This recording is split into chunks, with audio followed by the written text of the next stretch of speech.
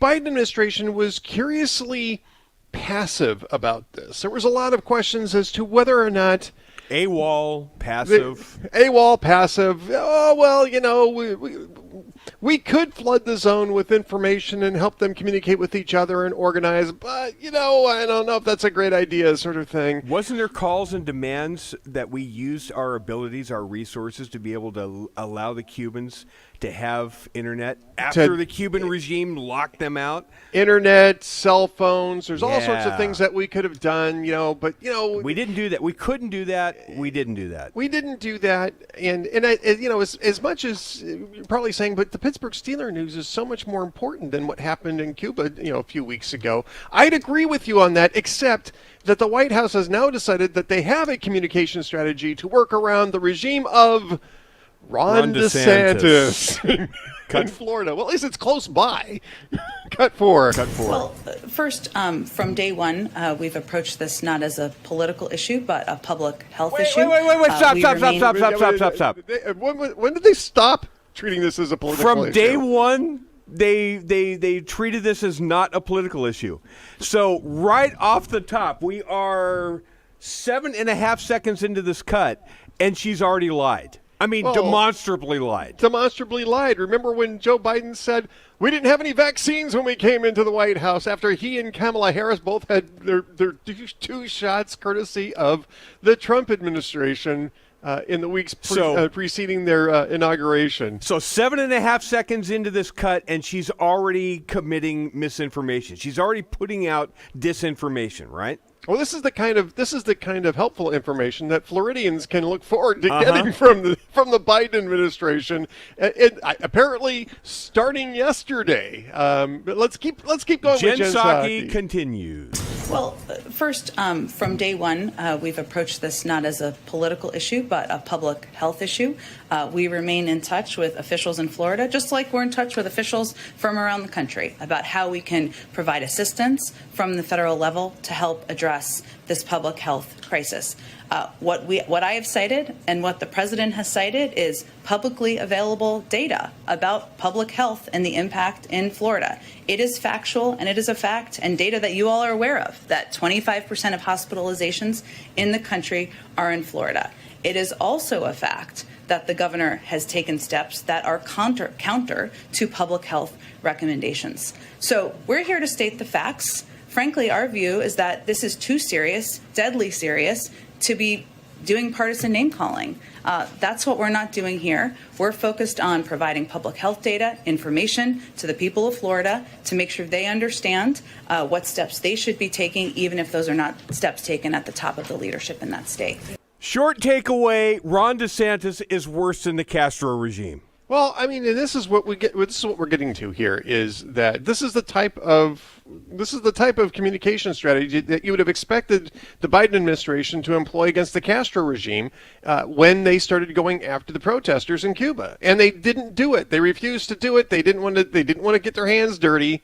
They didn't want to help people out that were actually protesting against a decades-long tyranny 90 miles off our coast. That they couldn't be bothered to deal with. But Ron DeSantis is a whole other story. And why? Because Ron DeSantis is going to run for president in 2024, and he's going to be one of Joe Biden's potential adversaries in that election cycle. It's clear what's going on here is that this is nothing but politics. This is Jen Psaki is saying, well, we're not political here. Of course you're political. I mean, if you want to get into that, I mean, they're not talking about that with Alabama, which has got one of the, I think, the lowest vaccination rate in the country. You're not talking about that with some of the other states that have rolled back mask mandates. They're not talking about those states. They're talking about Florida. And Florida is one of those states that actually managed to make it through the pandemic economically and socially fairly sound. Bad narrative. It doesn't fit their narrative. Well, of course it doesn't fit their narrative, but it doesn't fit the facts either. And so let's continue on the White House's obsession with Florida. Let's go to Education Secretary Miguel Cardona in cut 6. where again DeSantis is clearly being set up as the bête noire of the Biden administration. Don't be the reason why schools are interrupted. Our kids have suffered enough. Let's do what we know works. Let's do what we know works across the country. We shouldn't get politics doesn't have a role in this. Educators know what to do. Politics is everything in this. Politics is everything in this. Florida's not the only state that is balking at requiring kids to be vaccinated in school regardless of their vaccination status. There's a whole bunch of states that are balking at this. And DeSantis is hardly the only governor who's making this an issue. Don't be the reason schools are closed. Do you know what the reason might be? Randy Weingarten is the reason why schools are unions. And what do the unions engage in? Politics. This is all about politics. Let's not forget that the teachers' unions were the ones, Randy Weingarten up front, that were insisting that teachers had to be a priority for vaccinations. This is when the vaccines were relatively hard to come by, and they were saying, well, if you want us to reopen schools, you got to get the teachers vaccinated first. So we did. Most states prioritized teachers. They moved them up the line, even though teachers weren't a particular risk in any other category. They moved them up the line so they could get the schools open. And then the teachers union said, okay, now we're not going to open them up until the kids are vaccinated, which might be, another year or two before you get all of the kids vaccinated. We still don't have an emergency use authorization for any vaccines for kids under 12. Right. Governor Kate Brown of Oregon said, but wait, we had a deal. You told me to get the teachers. We did that. We had this deal. And you know what else we don't know? You know what else is in play here is that the teachers unions won't reveal what percentage of their members have actually been vaccinated. Yes. Because that would also interfere with the narratives. Because the people who are unvaccinated are all of the benighted, Donald Trump followers, and that's the only people who are not being vaccinated. I mean, that's simply not true. There's a lot of hesitancy among conservatives. There's a lot of hesitancy among Hispanics, among blacks. Among liberal enclaves, vaccine hesitancy is nothing new among liberal enclaves. It's been going on for years, and that predates COVID. These are the same enclaves that don't vaccinate their kids against mumps and measles. Right. We had an entire summer and fall of vaccine hesitancy birthed on MSNBC and CNN only because it was Donald Trump's vaccine. So therefore, we can't trust that. We can't take that. No. And so Ron DeSantis did have an answer to this. We're going to squeeze this in here. Let's go to cut number 8. We're talking about what the actual impacts of COVID-19 are on the ground in Florida. Now, there's a narrative being spun, Governor, by the White House and, of course, the media, that the Florida hospitals are busting at the seams. But we found part of a roundtable from Florida hospital CEOs this morning. Watch. Right now, we're down to 25% of our inpatients in ICUs. Other hospitals in South Florida are seeing even less numbers than that, between 15 and 20%. 15-20%. 80% of our patient census is non-COVID patients. These are critically ill patients, many of whom delayed care during the pandemic. At TGH right now, we have 126 COVID patients. Wow, that's a lot. We're a 1,041 bed hospital. Well, that's a lot more. So much, yeah. Governor, what's the real story here? Well, I think those CEOs told the story. We have had a summer wave. We've seen significant increases in COVID patients. But as the CEO of Tampa General said, that's 10 to 15% of their total census. And it's important when the media is spreading this misinformation and actually lying, it could deter someone from going in to get care for things like heart problems. Which is a stroke. great point. It's a great point. Let's hold it right there because we got to go. But this is what hospitals are for. They're not being overwhelmed. We do want to keep an eye on it. Nobody's saying that we shouldn't, but let's get the truth out there. I'm Ed Morrissey, filling in for Hugh Hewitt. We'll be right back. Ed Morrissey of HotAir.com, filling in for Hugh. Send lawyers, guns, and money. That's what I think Joe Biden must be saying about his ATF pick, David Chipman, whose nomination is all but moribund on Capitol Hill. Joining us to talk about this is my friend Cam Edwards from BearingArms.com, host of Cam and Company. And we've been talking about David Chipman now for a while on our own VIP Gold show at Hot Air and Bearing Arms. Cam, welcome to the show. And I can't believe that the White House is still actually trying to get Chipman across the finish line here. Good morning, Ed. And if you believe gun control activists, it's the problem is that the White House hasn't done enough. I saw that yesterday. The finish line. Yeah. Apparently, we've now reached the finger pointing and recrimination stage of the Chipman nomination. Politico reporting that several gun control activists, going after and criticizing the White House, saying that they've not done enough heavy lifting to get this nominee through. Now, I will note that according to Politico's comments, the gun control activist offering the most criticism is a guy named Igor Volsky from a group called Guns Down America, which I think Igor Volsky is probably one of the most ineffective gun control activists out there. So I think he's got to be loud to get some attention. Right. Because the White House really dropped the ball here. I don't think so. I mean, I think gun control activists, honestly, were the ones who really dropped the ball in pushing Biden to nominate one of their own as the head of the ATF. This was always going to be a controversial decision, and for very good reason. I mean, you've got a guy who views the firearms industry that he would be overseeing with a very adversarial, line of thought. He believes that the gun laws in this country are too loose. He believes that in order to give meaning to the lives of murder victims, we need to pass gun control. This guy's a gun control zealot. So I'm not surprised that Democrats are having a really hard time getting him across the finish line. And this is part of the problem, I think, that you run across when you're nominating activists. But, I mean, Chipman is a little bit more than just an activist, too. This is a man who was a paid lobbyist for two gun control organizations, including the entire 4 years prior to Joe Biden taking office.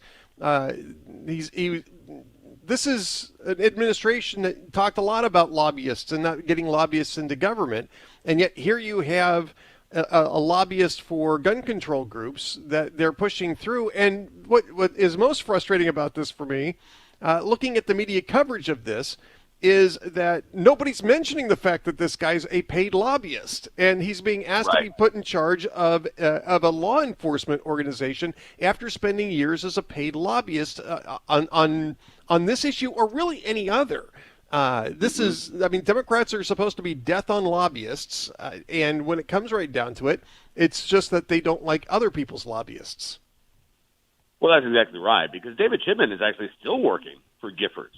I don't believe he stepped down. I think he's still collecting a check as a senior policy advisor for the gun control group. And you're right, but there have been a number of objections about David Chipman, whether it is his time as a gun control lobbyist, whether it is the views that he holds, whether it's allegations when he was at the Detroit ATF field office that he made disparaging comments about black agents. We've had corroboration from other agents in Detroit at that time, but Dick Durbin says, this is just Republican smears. Then we found out this week that Chipman actually helped the Chinese government engage in a little anti-U.S. propaganda right after the Sandy Hook murders by appearing on Chinese state-run TV, an appearance he neglected to inform the Senate Judiciary Committee about when he had his confirmation hearing a couple of months ago, excuse me. So, again, there are all kinds of reasons to vote against Chipman. There haven't been any new reasons to come out to vote for him. Which is why, Angus King of Maine and John Tester of Montana and Joe Manchin of West Virginia are still at least publicly undecided.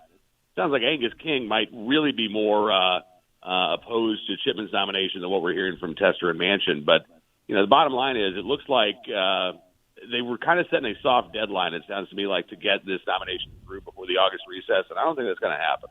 Well, and this is what I find interesting, is that yesterday, I believe it was yesterday, Politico was really focusing on Angus King as the fulcrum on this question, and he may well be. I mean, it may be that Angus King is more skeptical than any of the three Democrats that haven't come out in support for him, Senate Democrats, I should say. But I find it interesting that they're focusing on him when John Tester and Joe Manchin have much more to lose by backing David Chipman than Angus King does. I mean, Maine is a strong, gun rights state, but it's a purplish state, and Angus King is probably very well positioned to run for another term there if he so chooses.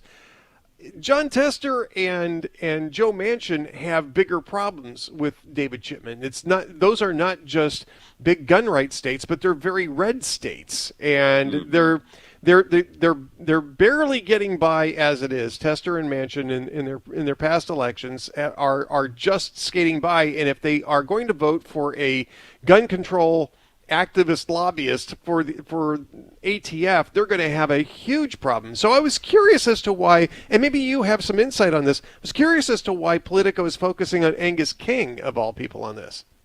I think it's because that's where gun control activists are focusing their attention. In this Politico story that dropped last night, there were a couple of unnamed gun control activists who said that they expect that Manchin and Tester are ultimately going to vote for David Chipman. Now, I don't know if that's just a little wishful thinking on their part, because as you say, not only are these very pro-Second Amendment states, not only would this be a very big deal, I mean, Montana has a burgeoning firearms industry. There are a number of manufacturers in the state of Montana and a growing number of employees. West Virginia just passed a law designed to attract the firearms industry to set up shop in the state. So, it is – I'm a little puzzled by that as well. But at the same time, Joe Manchin has apparently, worked behind the scenes. He set up a meeting with Jim Justice, the governor of West Virginia, and David Chipman. He apparently organized some sort of Zoom town hall with David Chipman and West Virginia constituents, although I've not been able to find out a whole lot of information about that. So maybe maybe Manchin is trying to do what he can so he can, tell the White House, look, I was a good soldier. I just couldn't get it done in the end. But the bottom line is, to me, if Manchin and Tester really were assured of voting for Chipman, they would have come out and said it. They would have put more pressure on Angus King. Right. But all three of them right now are still saying that they're undecided. So I think that Chipman's trouble. I think Chipman's nomination is maybe in a little bit more trouble than even the gun control advocates want to acknowledge. I believe that that's the case, and frankly, I'm not sure what you get with David Chipman that makes him worth the bother. David Chipman is somebody who is. I wouldn't say somebody who is really dialed into Washington, D.C., at least not on a bipartisan basis, right? I mean, this isn't somebody who is a former member of Congress, somebody who's spent a lot of time on Capitol Hill, except as a lobbyist. And as a lobbyist, again, that is a huge political problem for Democrats to push him. Now, I'm curious as to what their plan B is going to be, because I don't see any way they get Chipman across the finish line at this point, unless they're not making a new positive case for him. All they're saying is that, well, it's all those insane Republican, gun nuts that are keeping Chipman from getting his nomination confirmed, when in fact it's three Democrats that are keeping his confirmation at bay. They're going to have to come up with a plan B at some point. And you and I have discussed this on the VIP Gold Chat. I actually have somebody in mind. You're not terribly happy with my suggestion, but you got to admit it makes some political sense. It does. Val Demings, does make some sense, and probably has enough, friends in the Senate that she could get this done. I think Manchin would probably go along with that. But honestly, I don't think they have a plan B at the moment. Plan B is probably keep Marvin Richardson in place. He's the acting director of the ATF, and he's been that acting director for several years now. They could try to, elevate him as permanent director, but I don't think gun control activists want that. The bottom line is that gun control activists believe that this is the golden moment for them. They've got one of their staunchest allies in the White House. Theoretically, they have the numbers on paper to put one of their own in charge of this agency, and they know that they'll never have this chance again. If they fail, particularly, they're never going to be able to nominate another gun control activist here. So they're going all in. I'm with you. I mean, I think today, if I had to say what I thought was going to happen, I think Chipman's nomination is going to fail, but I don't want to jinx anything. And I'm a little superstitious, so I'm knocking on wood right now. But I think ultimately they may just leave this open. They may just quietly withdraw, or maybe not even officially withdraw Chipman's nomination. and just leave it open. But you look at the number of other appointments that are out there that are still, not filled. I think Joe Biden has something like 200 ambassadorial appointments that are open right now. Right. The administration is having a lot of problems putting some of their key people in place. And so, they can't spend all of their time on Chipman. At some point, you got to cut bait and say, Yes. all right, we're done. We got to move on here. And I suspect that point is coming up very quickly. Well, I think in the key problem here, and this is a problem of Congress's own making, is that they have imbued the ATF director's position with far too much legislative power, and this is a problem across the federal bureaucracy. But I think in the case of the ATF, it's even worse than in other places. There's just far too much ability for an ATF director to issue regulations on his or her own. Those are authorities that really should be reserved for Congress, and the director of the ATF should simply be in charge of the enforcement of whatever laws and regulations that Congress passes. And again, this is not a problem that is particular to the ATF, but because of the nexus of gun control and gun rights conflict here, it's going to make this position nearly unfillable until Congress decides that they're going to restrict ATF's regulatory, I don't know what you call it, range, authority of their range. That to me is what the real problem here is, and I don't see Congress doing anything about it anytime soon.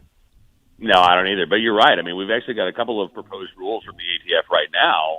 One of which would basically redefine firearms to include things that aren't firearms, things that could be turned into a firearm at some point down the line. There's another proposal that would turn about 4 million legally owned firearms into prohibited items under the National Firearms Act, through the regulatory power. I mean, this is a backdoor gun ban. And when an agency has the regulatory authority to impose a gun ban by simply, changing the meaning of words and things like the Gun Control Act of 1968, you're right, Ed. I think Congress does need to step in. Cam Edwards, we're going to have to leave it at that. Cam Edwards from BearingArms.com, Cam & Company. Thanks for being with us. I'm Ed Morrissey, filling in for Hugh. We'll be right back. Welcome back, everyone. I'm Ed Morrissey of HotAir.com, filling in for Hugh today, bringing you the latest of the news from the Pittsburgh Steelers. But before we get to that, we are now going to talk a little about the economy, about the jobs report that's coming out, and especially about inflation. Where can we expect it to go? How does it tie into jobs? Joining us to talk about this is my friend and former radio colleague, King Banaian. He is on Saturday mornings at The Biz AM 1440 in the Twin Cities, and we're both alums of the Northern Alliance Radio Network, which of course was sort of championed by Hugh Hewitt, not just sort of championed, very much championed by Hugh Hewitt. King, welcome to the show. Hey, Ed, thank you. Glad we could be with you today. We're going to have some big news today. Every month we get the jobs report. We got to look at the ADP report a couple of days ago, and while I always feel the need to put a big, huge, ugly asterisk next to ADP report analyses saying this is not a predictive metric, don't take this with a large grain of salt, sort of thing. I mean, it's actually been a little bit more correlated with BLS data of late, and it came up with a big miss, about half to expectations. In the month of July, they reported 330,000 jobs created, which under normal circumstances would be a pretty good number. But economists were expecting somewhere closer to 660,000. And now that has raised some serious questions as to what we're going to see in about an hour and a half to 2 hours here about an hour away from the BLS report for the month of July. What are you looking at here? What should we be looking for in this jobs report? Well, you're hearing a number of people say that the number should be somewhere between 800,000. I saw Goldman Sachs was out with like 1.1 million jobs. I'm actually a little bit on the low side of that because I do think that ADP report has been a concern, and just the fact that we seem to be missing more. We've had more optimism on this number than it's turned out. We've missed the expectation on the low side twice, and I kind of think we've just overestimated the ability of the economy to recover. There's sort of a speed limit there, and there's some fly bumps, and I think we're going to see a number that's a little bit below what folks are saying. So I wouldn't be surprised to see something in the 600 to 700,000 range. I could be wrong, but and if we are wrong to the high side, it'll be great. The thing to watch at is what happens with revisions. Will they revise the numbers for May and June up? We always kind of get those sort of under the surface, but those are real jobs that need to be added to the total. Now, again, just to put this in context, if we see something like 600,000, and if that's the case, you're going to start seeing a lot of people saying, well, it missed expectations. 600,000 would normally be a really great number for a monthly jobs report, except for the fact that we've got millions of jobs that are technically open and nobody taking them. And though the windows on those jobs might be starting to close because of some of the inflationary pressures and some of the supply chain pressures that we're also seeing building up here in the economy. And so it's important to understand that, first off, we're still, I forget how many millions of jobs we are below the pre-pandemic level of employment, but we've still got a long ways to go to recover those jobs. And those jobs are out there. They can't find people in the workforce willing to take them. Right. We're still 6 million to 7, about 6.5 million jobs below where we were before the pandemic started. We still have a number of so there's that number there. I do think there's some folks have stayed out because of unemployment insurance, but I think one thing to point out is a number of people who are about our age, 55 to 65 category. A lot of our folks just said, you know what, I'm done. Back in 2008, we probably didn't have that option because our stock portfolios and our retirement accounts looked really bad. They don't. Right. They look great now, right? So some people may have just said, you know what, I think that's enough. I think I just don't want to take that risk. So thinking we're going to go all the way back to those jobs we had pre-pandemic, I think some of those jobs are just gone because those workers have decided that they're not going to come back into the workforce.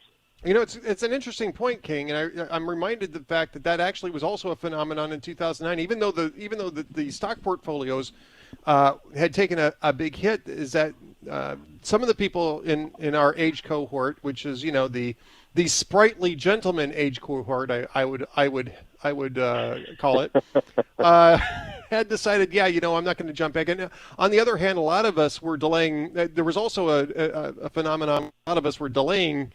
Or a lot of the people in that cohort at the time were delaying retirement for the reasons that you just said. That's certainly a possibility. I'd love to see some data on that. What about inflation? I mean, inflation was supposedly was transitory. I remember them talking about inflation being transitory 3 or 4 months ago. It doesn't look as transitory anymore. What's the impact of that going to be on job growth? What's the impact of that going to be on just growth, regular growth? Well, as long as it's the case that business owners think they can pass on wage increases to prices, and as long as people have enough money from $4.5 trillion in stimulus and counting, right, you can expect that the party will continue, and that probably won't be, that inflation will not be restraining on job growth. The bite comes when it turns out that those price increases can't be passed on because all of a sudden a flood of imported goods comes in. That's been held back by the pandemic. Europe is not able to ship us as many goods as they had before. We've got choke points on the West Coast that don't allow as many goods to come in from Asia as they would usually. There are boats backed up. There's container ships backed up at the ports in Long Beach and Los Angeles. So those price increases can go through for now, and that actually helps the jobs report. But on the other hand, it's inflation, and for those living on fixed incomes, it's a real problem. So, I don't want to minimize inflation, but in terms of the jobs report itself, not an issue yet. Will be, I believe, in, 6 months, 12 months. I think it would be a huge problem at that point. Well, it's interesting, too, because I took a look at the last two GDP reports, right? And you take a look at consumer activity, which they call PCEs, personal consumption expendables, or expenditures. And And the PCEs were off the charts. I think it was 11.3 and 11.5% growth in each of the 2 quarters. That's, quarter on quarter percent increases. But both of those are correlated very strongly with large dumps of cash into checking accounts that were passed by Congress. And in the prior quarter to that, it dropped off significantly. And even though you saw consumer activity going up 11.5% in 11.3, 11.5% in the last 2 quarters, the GDP growth based on that was not as impressive as it should be, right? We were in the mid-6s in both cases. Without a stimulus in the 3rd quarter, and it looks like we're not going to get a stimulus. I mean, nobody's even suggesting that they're going to send more checks out. This is, I think, going to be also a problem for job growth, is that you're going to see consumers start pulling back, in part because of the inflation, and that is going to start taking some of those jobs off the table that have been sitting around for a bit. And I think that should be a pretty large concern, because that sugar high is about to evaporate. Yeah, I think there's a good point in that. I do think you'll burn out a lot of the inflation. Look, people have been stuck at home. They haven't been able to consume services, but they've been buying goods, and they've been buying goods like nobody's business. That probably is in the process of shifting right now to going back to buying more services, traveling and going to a hotel and all that, willingness to go back to a gym. I'm assuming that the Delta variant at some point phases out like it has in other parts of the world where it hit earlier. So when that happens, that consumption will still be there. And the one thing to pay attention to is the fact that all those goods that got bought, a lot of them were being sold out of inventories, and those inventories have been run down greatly over the first half of the year. So I think there'll be some build back of that. So I don't know that the jobs report will be all that bad for the next few months, because I think for a little bit we're just going to be in restocking mode where you didn't have parts before, and they're going to come back and bring those parts. And Ed, pay attention particularly to the semiconductor chip market and the impact it's having on big ticket items like automobiles, which have a significant impact on the GDP numbers. Those sales and those productions won't happen, I still think, for 6 to 12 months, and so you might see some knock-on effect there even into the first half of 2022. And we're speaking with King Banaian of AM 1440 The Biz in the Twin Cities, a great Salem affiliate there. And King, I mean, I think people are seeing this right now. I mean, just my own personal experience, this anecdotal, obviously not data, but I've bought a couple of big ticket items in the last few weeks because I moved to Texas, and I'm getting furniture. This stuff is taking months to show up. If a refrigerator that we bought is going to end up taking 2 months to be delivered because things are that backed up, and that is, I think, an inventory issue. And we saw that in the last GDP report where the inventory drain has now become significant. And if businesses can't manufacture to meet future demand to refill that inventory, then that's going to be a problem in Q3. It's a temporary problem, but it's still going to be a problem in Q3. Yeah, it is, and I think that problem persists, and I think that's the undershoot, and I think that's going back to where we started. That might be a part of the jobs report, because if I can't get the parts in place to produce the goods, I'm not going to hire workers to sit around and twiddle their thumbs while I'm waiting for the truck to bring my inputs. I'm going to leave them on the sidelines for a little bit longer. So it is having that impact all the way back through the system. King Banaian is at 1440 The Biz in the Twin Cities. You can go to TwinCitiesBusinessRadio.com and find his podcasts. I'm Ed Morrissey, filling in for Hugh Hewitt. We'll be right back. We're joined now by Tarzana Joe to give us his thoughts on the developments of the day. Well, thank you. Actually, it's the developments of a generation, but I'm trying to give it a far-reaching perspective. But we'll go with the developments of the day, Captain. Sounds good. This is consent of the governed. The government that governs now has taken the position that they would rather ask us for forgiveness than permission. Now, that's a winning trait if you're a character in fiction, but when you deal in justice, it's a bit of contradiction. To say you lack the power as you also give the order is like opening a highway and calling it a border. Why should we have to bother to fix the court with packing if you can take an action where authority is lacking? Old Joe wouldn't ever think of that. He's such a stand-up guy. He must have been encouraged by the good old FBI. It seems that for the last few years, the least of their offenses was lying to the FISA court and dodging consequences, or giving sketchy answers to investigating groups, and when at last they're called on it, respond by saying, oops. It's really very clever, a sophisticated trick, and if you fail to grasp that, well, you might just be a hick. But if to lawless power you've shown you're an aspirant, I'm taking the position that you might just be a tyrant. That's Consent of the Governed by Tarzana Joe. A brilliant and concise deconstruction of the trends these days, and you can find more of this, of course, at TarzanaJoe.com. Tarzana Joe, that's terrific. 9 stanzas, and it's kind of a summary of the decline and fall. So I think it goes as a summary of the day's events, but we'll give it a little bit more perspective.